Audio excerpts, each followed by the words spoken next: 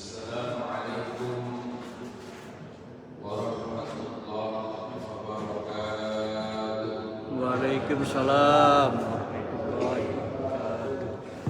Bismillahirrahmanirrahim. Alhamdulillahilladzi faddalana bi huduri syahril muharram. Salatullahi wa salamuhu ala khairil anam sayyidina wa habibina wa syafi'ina wa maulana Muhammadin wa ala alihi wa ashabihi al-kiram, amma ba'd. Hadratul mukarramin wal muhtaramin, bersama-sama kita hormati wali maulana Syekh Ibrahim Husna, kaum Ustaz Al-Jati wa Allah fi hayati. Saya hormati kaum Ustaz Haji Usaid, Ustaz Haji Dr. Anas Mahbadi, serta para bapak ibu hadirin hadirat yang maksud suku yang semoga kita semua yang pada kesempatan yang mulia ini, yang hadir yang menuju majelis yang mulia ini, senantiasa mendapatkan limpahan rahmat taufik hidayah serta hidayah dari Allah Subhanahu wa taala. Alhamdulillah, sungguh yang indah takdirkan kita hadir dan duduk di majelis yang mulia ini. Semoga ini menjadi sebab yang diampuni dosa-dosa kita, diangkat derajat kita, dan ditutup aib-aib kita oleh Allah Subhanahu wa taala. Bapak Ibu yang dimuliakan Allah, sebelum kita melanjutkan kajian kita Al-Qur'an, kita akan lanjutkan ayat ke-79. Kita akan terlebih dahulu membahas sedikit tentang hari di mana kita saat ini berada. Sekarang ini tanggal 10 Muharram.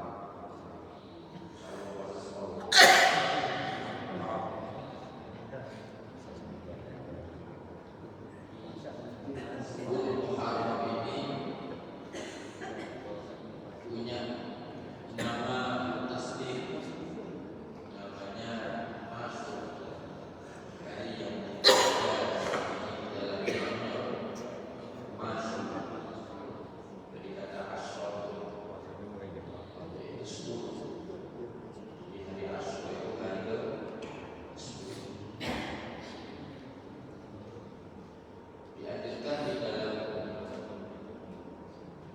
hari ke-10 Muharram atau hari Asyura itu kita berpuasa. Nabi sallallahu alaihi wasallam bersabda, "Shaum yaumi Asyura yukaffiru sanatal madiyah."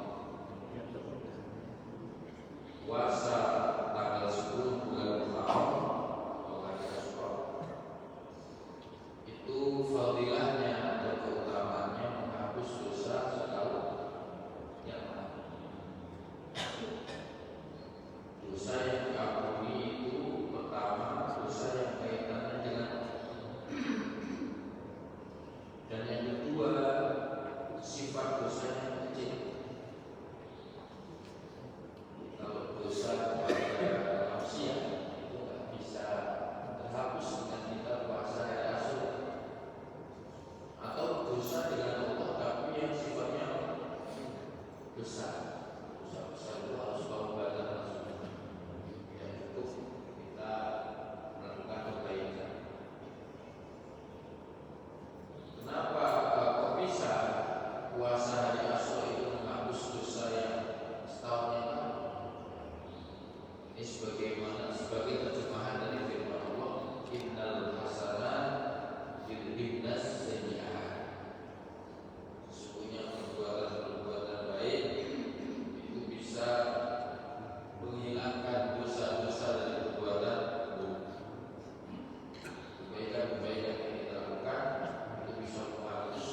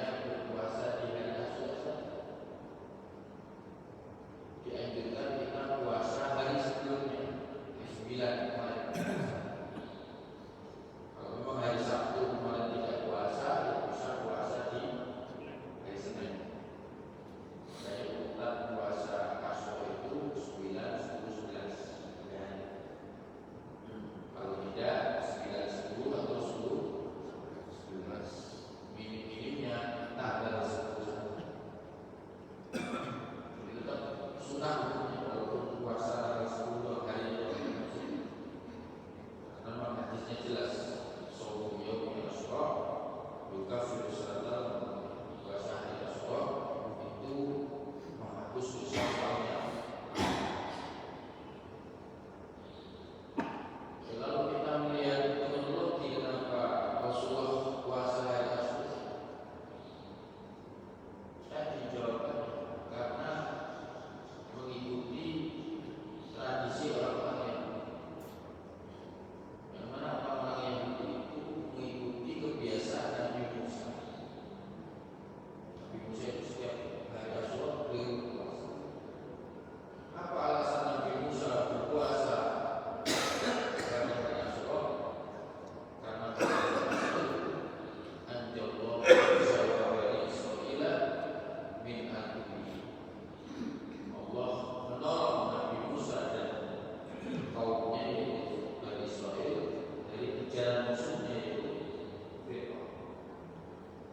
Kalau kita baca dari segi pembahasan para ulama, ternyata tidak hanya Nabi Musa yang ditolong pada hari Asyura. Nabi Adam itu taubatnya diterima hari Asyura. Nabi Nuh kapalnya bersandar dibikin suci itu juga hari Asyura. Nabi Yunus keluar dari perutnya ikan paus itu juga terjadi pada hari Asyura. Makanya alasan Nabi Musa berpuasa setiap hari Asyura syukron lillah, sebagai bentuk rasa syukur kepada Allah Subhanahu wa Ta'ala. Makanya Nabi Muhammad kemudian mengatakan aku bi Musa, kami lebih berhak untuk meneruskan tradisi Musa dibanding kalian oleh Bani Israil. Jadi Bapak Ibu yang mulia di hari Asyura ini ada banyak peristiwa penting di mana Allah memberikan keselamatan kepada para kekasihnya itu para nabi. Walaupun di sisi lain di hari Asyura ini juga terjadi peristiwa yang sangat tragis, peristiwa yang sangat mengharukan sekali, di mana cucu Rasulullah SAW yaitu Sayyidina Al-Husain dipenggal kepalanya di Karbala. Makanya setiap Muharram ini, apalagi di hari Asyura, itu orang Syiah yang ada di pinggiran, yang Syiah bilang mereka itu melakukan ritual apa namanya itu ya kalau bahasa kita ya berduka. Jadi mereka berkumpul, ada beberapa orang bahkan jamaah yang sangat besar, mereka memukul-mukul kepala, memukul-mukul dada sebagai bentuk duka mereka atas kematian Sayyidina Musa. Bapak Ibu yang dimuliakan Allah Subhanahu wa Ta'ala, kalau kita membahas melalui kacamata riwayat, maka kematian Sayyidina Husain itu sudah disampaikan oleh Jibril kepada Rasulullah SAW jauh ketika Sayyidina Husain itu masih kecil. Jadi diceritakan suatu saat Nabi itu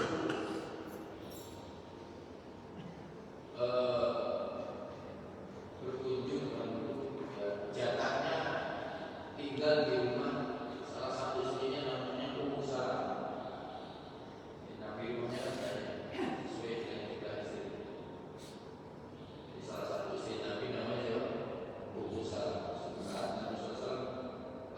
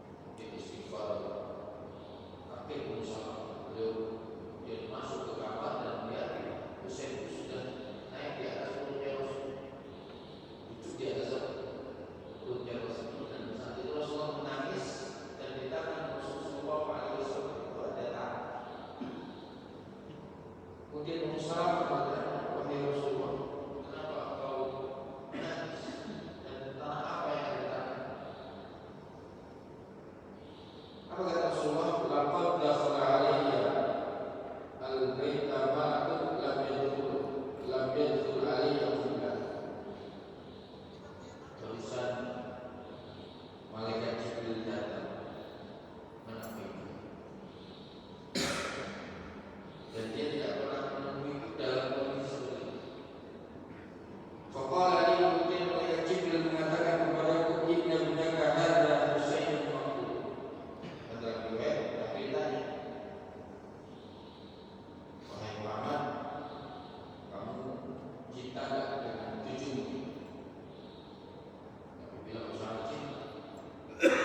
Kemudian kata Jibril, inna bunaka hadza Husainun maqtul. Sesungguhnya cucumu ini, di kalimat di sini kan cucumu di sini nanti akan wa insita uribu kami turbatul adlan yuktaru. Kalau kau berkenan, aku akan ambilkan tanah di mana nanti anak ini akan apa? Teguh. Qala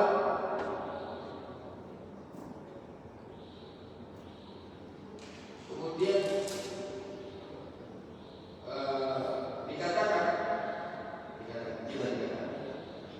Jibril, Nabi Muhammad bilang, ya ambilkan, diambilkan oleh Jibril, diberikan kepada Nabi Muhammad. Ketika beliau menerima tanah itu, dikatakan di sini, tubuhan darah Umar, anak berwarna merah, menangislah Rasulullah alaihi wasallam. Ini artinya apa? Kematian Sayyidina Husain, kalau kita lihat dalam sejarah, Husain itu kan dibunuh di Karbala oleh seseorang panglima perangnya Yazid bin Muawiyah yang bernama Ubaidillah bin Zaid.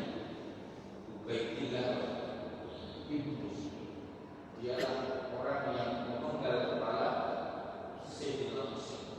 Sayyidina Husain itu dianggap sebagai pemberontak. Dulu orang-orang Arab zaman dulu punya kebiasaan, kalau ada pemberontak yang ditangkap dan dipenggal kepalanya, maka kepalanya itu akan ditancapkan di tombak dan kemudian diarak keliling kota. Dan itulah yang terjadi pada Sayyidina Husain. Kepala beliau dipenggal, kemudian ditancapkan di tombak, kemudian diarak keliling kota. Dan tubuh Sayyidina Husain itu diinjak-injak oleh. Namun menurut sejarah, para pembunuh Sayyidina Husain itu kemudian dibunuh semua oleh seseorang yang bernama Mukhtar As-Saqafi. Ada tokoh namanya Mukhtar As-Saqafi. Dialah yang kemudian menangkapi para pembunuh Sayyidina Husain. Kemudian semua pembunuh Sayyidina Husain itu dibunuh. Bapak Ibu yang dimuliakan Allah Subhanahu wa taala, tentu kita berbeda dengan Syiah, yang mana mereka itu setiap bulan Muharram, khususnya hari Asyura, mereka itu berkabung dengan sampai mengumpul pulang tubuh mereka. Maka kita harus wal jamaah yang juga lihatin sebenarnya dengan peristiwa Karbala, di mana cucu Rasulullah SAW dibunuh oleh orang-orang yang mengaku dirinya Islam.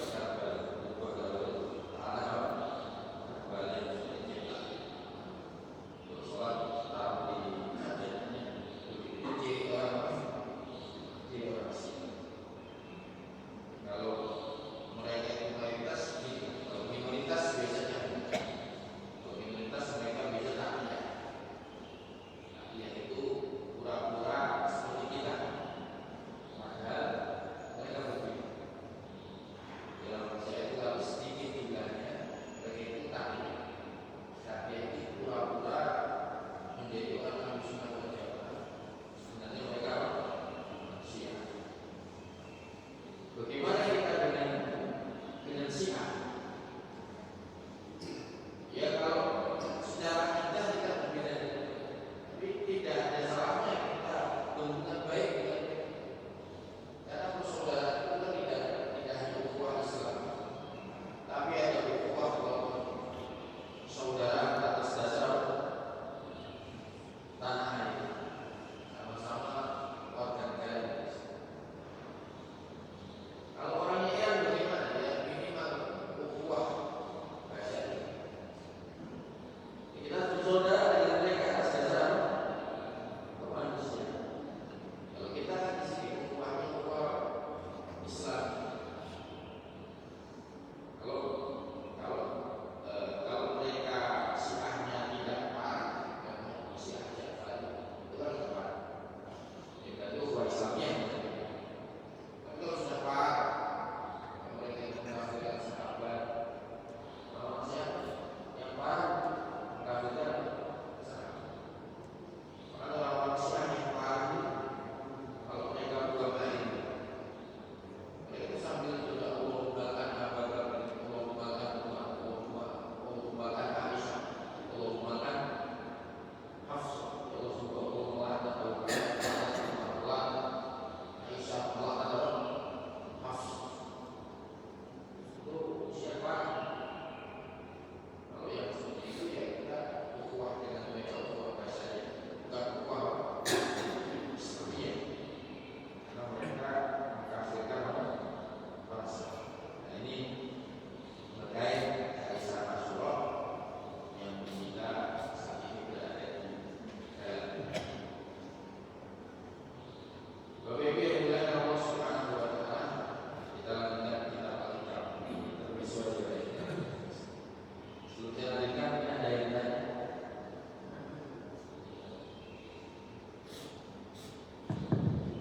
Assalamualaikum warahmatullahi wabarakatuh. Terkait dengan Syiah tadi Pak Ustaz, apakah di Indonesia juga banyak yang sekarang ini ya menganut Syiah semacam itu? Terus apakah ada riwayat kenapa kaum Syiah itu seperti membenci ya kepada Rasulullah, para sahabat? Apakah riwayatnya yang melatar belakang itu? Terima kasih. Assalamualaikum warahmatullahi wabarakatuh. Jadi Syiah itu kan secara bahasa artinya pengikut. Syiah itu yang dimaksud Syiah itu ya pengikut Sayyidina Ali. Orang-orang yang fanatik terhadap Sayyidina Ali. Ini Bapak Ibu yang mulia, Syiah itu sudah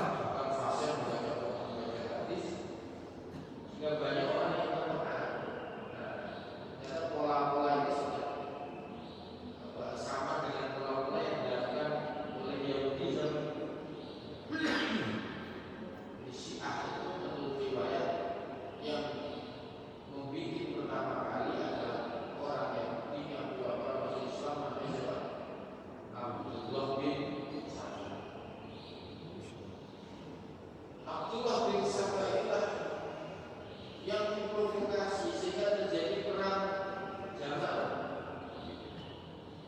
perang antara si Aisyah dengan Sayyidina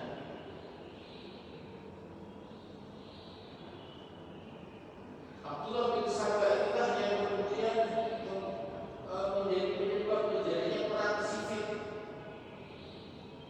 yang seharusnya dua pasukan tidak sampai terjadi kontak senjata, kemudian terjadi kontaknya perang antara Sayyidina Ali dengan sahabat Nabi namanya Muawiyah bin Abi Sufyan. Tokohnya namanya siapa? Abdullah bin Sabah. Jadi yang seharusnya Syiah itu mencintai Sayyidina Ali dan juga mencintai sahabat-sahabat yang lain, ini oleh Abdullah bin Sabah diubah mencintai Sayyidina Ali dan membenci sahabat-sahabat yang lain. Bahkan kata orang Syiah berdasarkan ajarannya Abdullah bin Sabah tadi, sepeninggal Rasulullah sahabat itu tinggal beberapa orang, nggak lebih dari itu. Ya, yang mereka sebut sahabat itu yang pro full kepada Sayyidina, yang pro pada Muawiyah itu bukan sahabat, yang pro dengan Siti Aisyah itu bukan sahabat. Syiah itu kan kemudian berkembang ya, yang paling banyak sekarang di Irak itu mayoritas Syiah. Sebenarnya dulu Saddam Hussein itu dia itu presiden dari kalangan minoritas Sunni kan, sekarang Sunni. Jadi kalau di beberapa ke Iran, maka orang Iran itu Syiah, kalau kita Sunni Ahlus Sunnah. Kalau mereka oh Syiah itu berkembang, maka Indonesia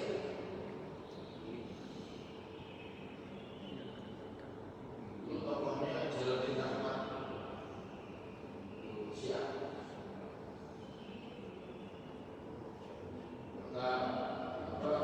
Pernah kejadian dulu di Madura itu kan terjadi pembakaran rumah-rumah orang masih, kemudian orang demokrasi ke Surabaya atau ke Sidoarjo ke arah situ. Jadi sampai sekarang masih ada. Lagi di Jawa Timur, di Bangil itu banyak sekali sih.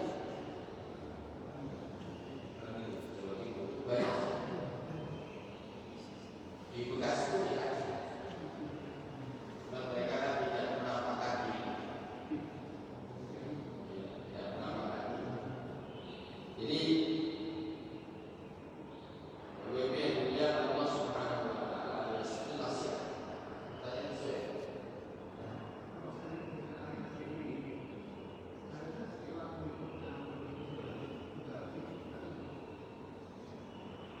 Ya, Syiah itu kan kemudian parah kan setelah Sayyidina Ali. Di waktu Sayyidina Ali ya mereka tidak separah sepeninggal Sayyidina Ali, mereka menjadi parah. Jadi ketika Sayyidina Ali masuk ya nggak parah-parah, mereka mendukung Sayyidina Ali. Sayyidina Ali itu pernah ditanya, jadi gini, pernah terjadi perang sivil, perang antara Sayyidina Ali dengan Muawiyah. Dari pihak Sayyidina Ali itu kan yang meninggal 25 ribu. Dari kalangan dari kelompoknya Sayyidina Muawiyah itu yang meninggal 45 ribu. Kalau 60 ribu. Itu saat jadi Sayyidina Ali itu pernah ditanya, siapakah yang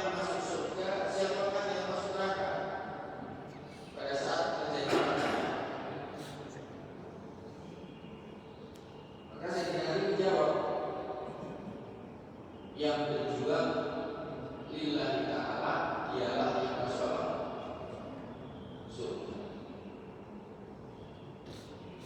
Yang berjuang karena masuk ialah yang masuk baik dari kalangan Muawiyah maupun dari kalangan. Itu jawaban sih. Makanya konflik sahabat itu para ulama mereka itu menyikapinya dengan sabda man ijtahada fa asaba falahu ajrun wa man ijtahada fa akhta'a falahu ajrun wahid. Siapa yang berijtihad dia benar maka baginya 2 pahala. Siapa yang berijtihad kok salah maka baginya 1 pahala. Masing-masing dari Sayyidina Ali dan Sayyidina Muawiyah itu kan mustahil. Kenapa Muawiyah menyerang Madinah waktu itu? Gimana Sayyidina Ali di sini? Sehingga kemudian menjadi perang sivil. Karena Sayyidina Ali tidak cepat di dalam respon pembunuhan Sayyidina Utsman. Jadi sebelum Sayyidina Ali menjadi khalifah kan khalifah sebelumnya siapa? Utsman bin Affan. Utsman bin Affan itu dibunuh di rumah dibunuh. Hanya jangan ditusuk. Perutnya jadi penggal. Yang membunuh itu adalah orang Islam. Setelah pembunuhan Sayyidina Utsman, kemudian terlalu untuk menentukan siapa khalifah berikutnya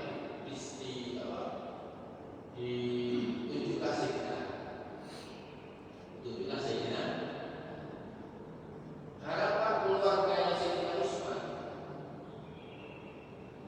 agar Sayyidina Ali segera menangkap para pembunuh Sayyidina Utsman. Tapi ternyata Sayyidina Ali tidak segera menangkap. Beliau punya alasan bahwa negara ini harus kondusif dulu baru menangkap pembunuh penjahatnya mau ditangkap.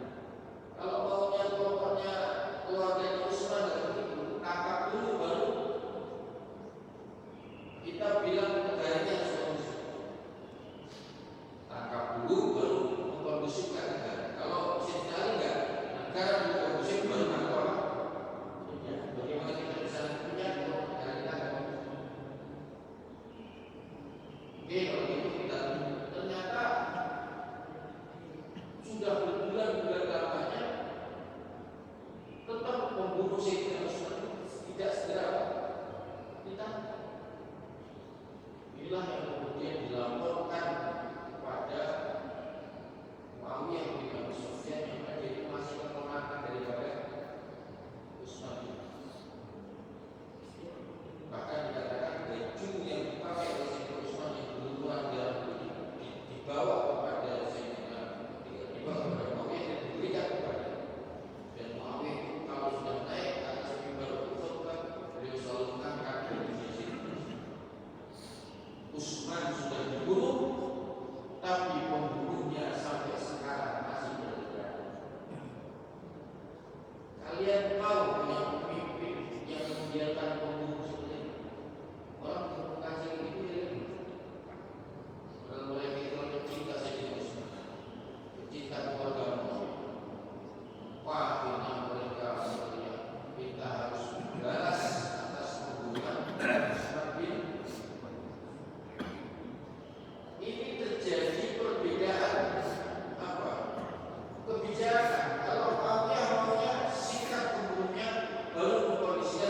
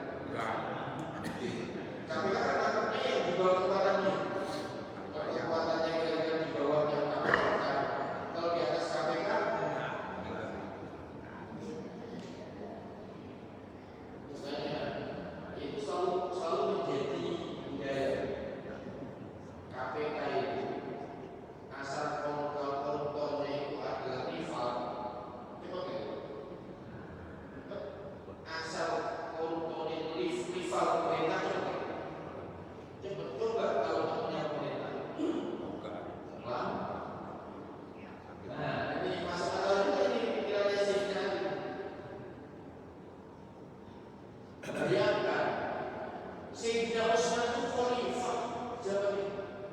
Mereka boleh rumahnya khalifah Utsman. Mereka boleh membunuh Sayyidina Utsman. Berarti kalau nggak kuat, nggak mungkin. Ini pertimbangan Sayyidina Ali. Mereka kuat. Saya ini masih lemah.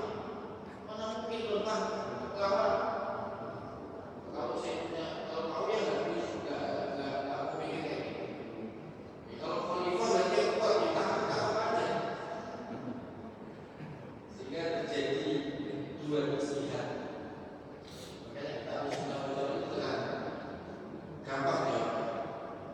Makanya nanya, gimana sesama orang Islam saling berhubungan? Dua-duanya kan punya istri. Maka berkata aja dengan Sayyidina Ali, siapa yang berjuang karena Allah, dia masuk surga. Kalau memang dia mendukung Muawiyah sekali kepada Sayyidina Ali, kalau dia perang di situ karena untuk membela kebenaran masuk. Makanya hebatnya Muawiyah dan Sayyidina Ali, walaupun mereka terlibat peperangan, mereka saling membujuk. Bahkan Muawiyah kalau ditanya siapa orang yang paling kau cintai, jawabnya Ali. Siapa orang yang paling kau cintai? Ali. Kok orang? Ini masalah beda-beda. Kalau masalahnya negara itu perang, kalau masalahnya cuma sosial kayak gitu bukan. Jelas ya? Ada lagi kan? Jadi masih 3.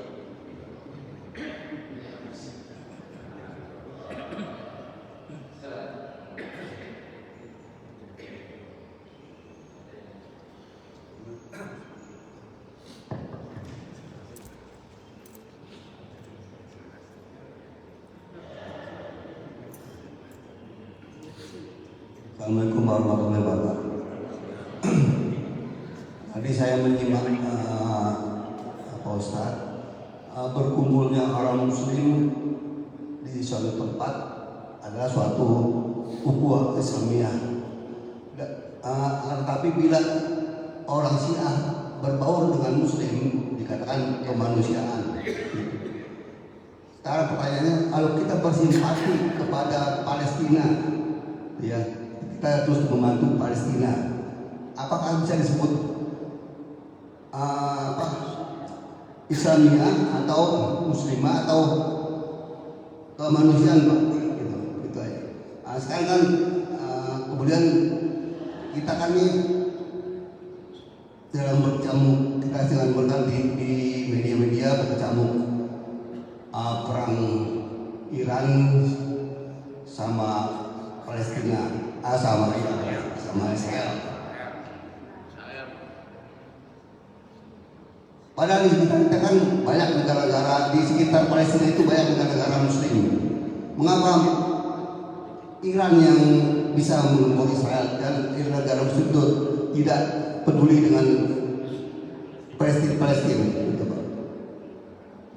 Dan apa kendalanya, gitu Pak? Dan apa yang menjadi apa yang menjadi kendalanya, gitu? Karena mereka itu tidak bisa membantu, tidak acuan lagi kepada negara-negara Muslim yang seperti Palestina itu.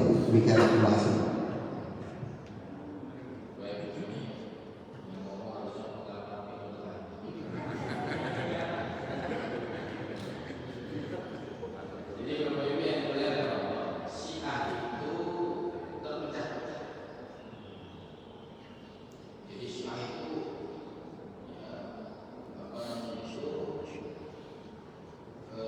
Jenisnya banyak.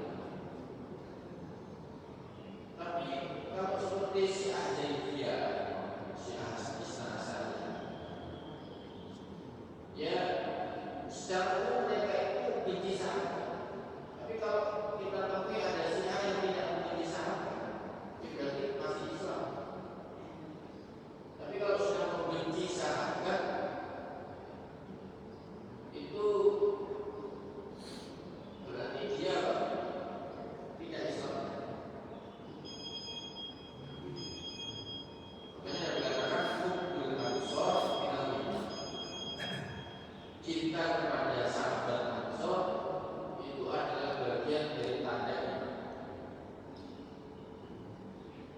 Ini bisa dijelaskan, cinta kepada sahabat berarti tanda orang itu beriman. Benci kepada para sahabat apalagi mengkafirkan, angkafarahu membagikan ahad. Jadi kalau ada orang yang mengatakan kepada temannya yang kafir atau babi ahad, maka kekafiran itu akan kembali kepada sahabat. Jadi kalau ada orang bilang Abu Bakar itu kafir, Umar itu kafir, maka kafir itu akan kembali kepada salah satu. Kira-kira Abu Bakar kafir atau tidak?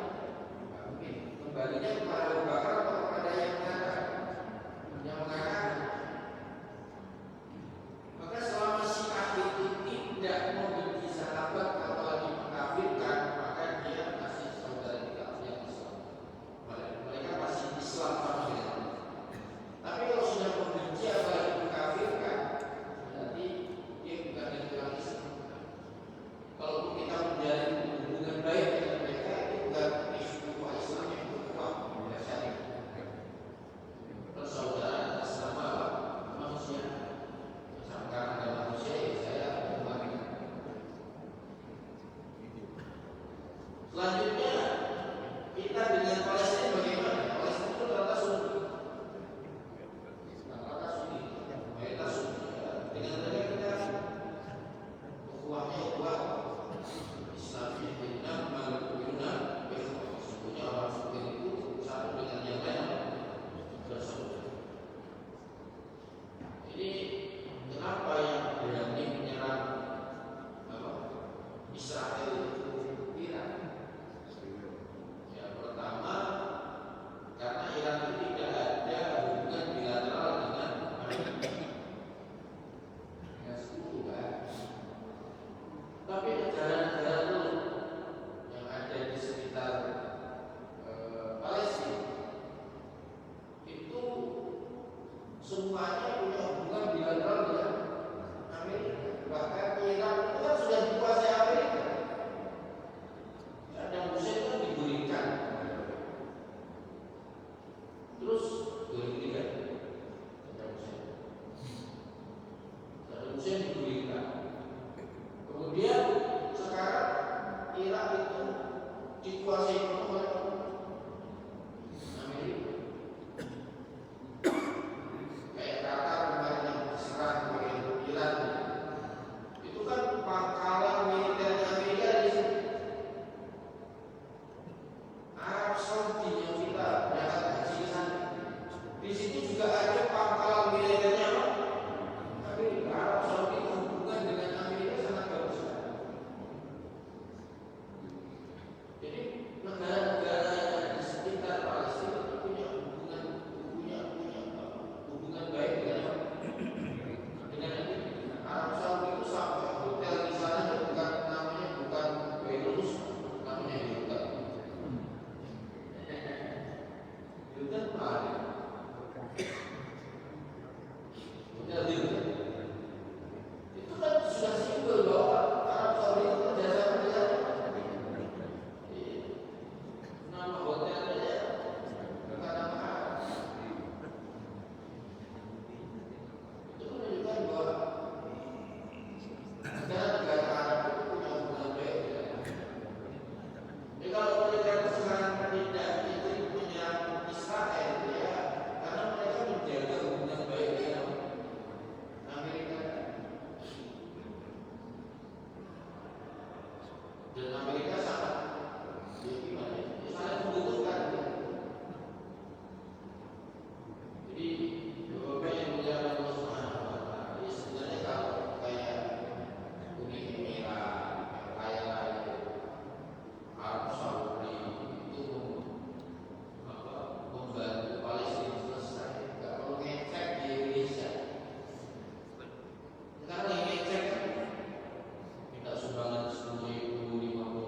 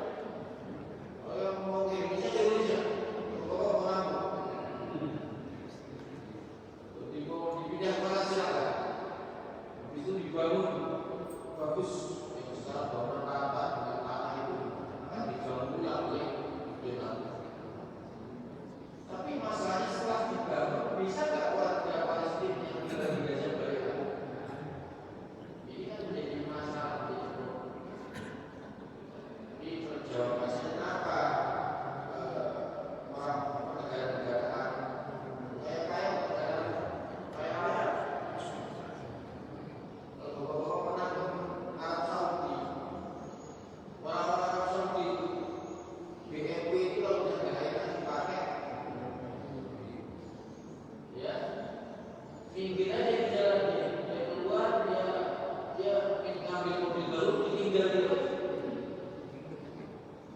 Mobil mahal, tapi dia ada orang Indonesia ini. Di tol mobilnya nggak enak, bikin, kemudian taruh, minta diantar mobil lagi, jalan lagi aja gitu. Saking kayaknya orang miliaran, masih bagus mobilnya, masih bagus. Juga agak nyesek orang Madura. Coba di Indonesia itu kilo ini. Ya Allah, sekaya itu, masa tidak membantu? Kita orang Indonesia punya 100.000 orang untuk membantu Palestina. Orang-orang ini cuma satu yang saudara. Wah,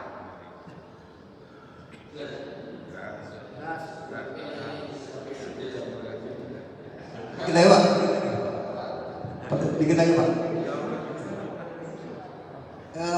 Kalau orang Muslim Indonesia membantu Palestina itu atas dasar kebencian apa Islamia Pak? Soal masalahnya di Palestina sendiri banyak orang Kristen yang bermukim di sana gitu Pak, yang jadi korban begitu Pak.